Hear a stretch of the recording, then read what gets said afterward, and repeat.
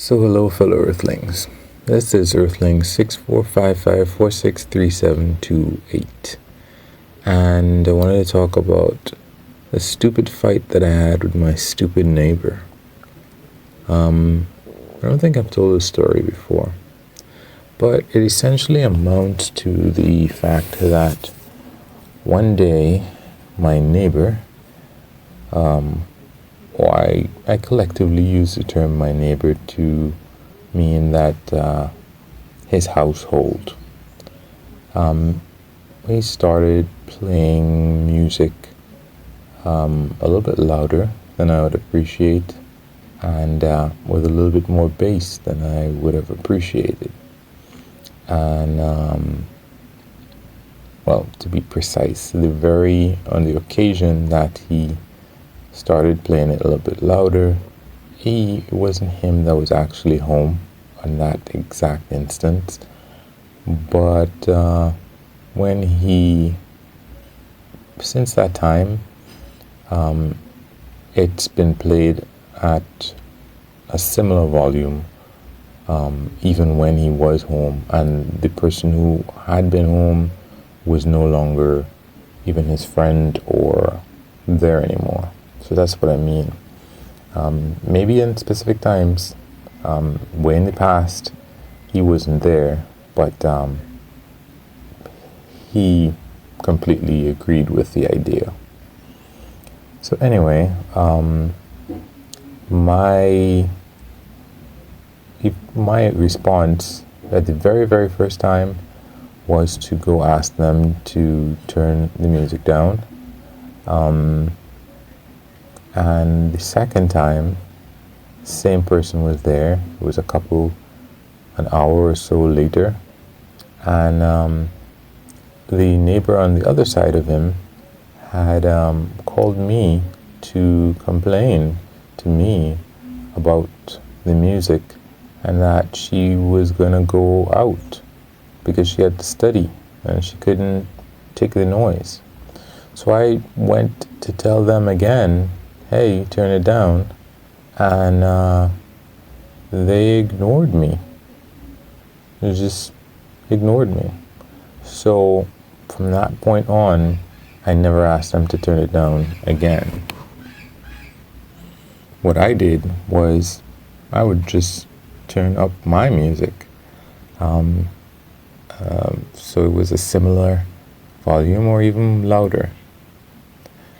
Anyway, this went on and on and on, and every time I thought that he had learned his lesson, it would just start back up again, and on and on.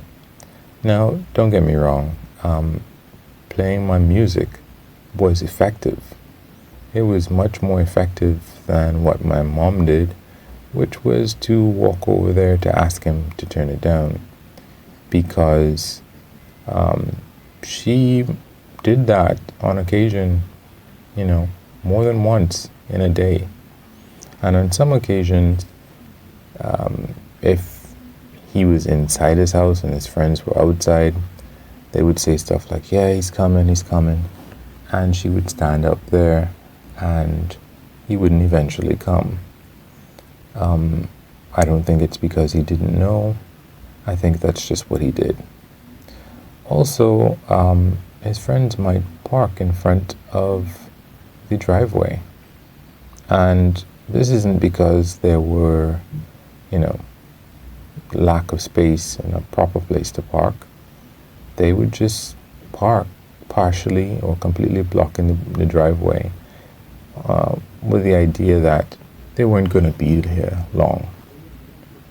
Now, yeah, they probably weren't going to be there long. Who knows how long they were going to be there. And it wasn't the right thing to do. But there were some of his friends that did the combination of both of those things. I'm saying they weren't going to be there long. Who knows how long they were going to be there. Who knows if an emergency was going to come up, and there they are blocking the driveway, which you should just never do. It's like parking in front of a fire hydrant. I'm not going to be here long. do you know whether somebody's going to have a fire or not? So it was ridiculous. Anyway, it got to the point where I even had, like, one of his friends. I was going to videotape the thing to show to the cops. And I called the cops on different occasions. And this was part of what made me realize that the cops are completely ineffective. On one occasion when I called, honestly, what happened was the cops were passing, or let's say his friends or whatever, they realized, hey, this might be the cops coming. Because however ridiculously, in my particular area, the cops have their lights on long before they get to you. So you can see them coming. I don't know if they've stopped, but anyway, that's the point. They got into their cars and left. And when they were maybe half hour later, they came back and turned the music back on to the same volume. So I don't know if the cops came several times, but they certainly did that several times throughout the night. And, even when the cops actually came to the house about them parking in front of the yard, and the cops went and spoke to them, it didn't really change things too much. It didn't. So then I realized that there's almost no point in talking to the police. There is almost no point. One of the things that the cops told me was that, when they came about them parking in front of the yard, and I mentioned, I just turn up the music on my end. One of the cops told me that two wrongs don't make a right. And for one thing, I said, well, I never called you about the music, at least not now. And I mentioned the other times when I had called about the music, and they couldn't do anything because the guys were playing hide and seek with them. And then I said that, I didn't call about music. So I'm talking on this occasion, but this guy parking in front of the driveway. Anyway, I'll just kind of fast forward to the end. One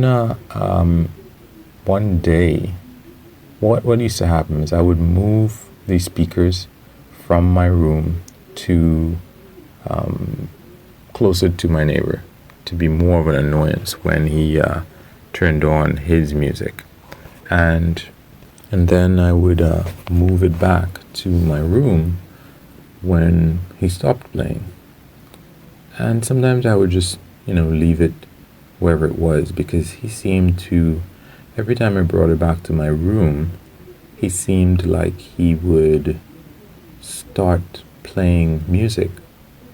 Like if I turned on my speakers and I was listening to something in my room, the next day, after weeks had gone by, he would suddenly start playing his music again.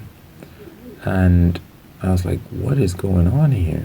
I wasn't even playing my music in my room that loud. But after that kept happening, at one point I thought to myself, is there something about my room that really annoys this guy? And as it turns out, I guess there was. When I brought the speakers back to my room, I realized that I forgot to turn off the bass. My speakers have some really heavy bass that I never use because I don't need to have that kind of bass. And if his speakers didn't have that much bass, it really wouldn't bother me that much either. What I realized is that my room apparently is specifically located in such a way that when I play my music, especially if I forget to turn off the bass, it is apparently very annoying to him and his house.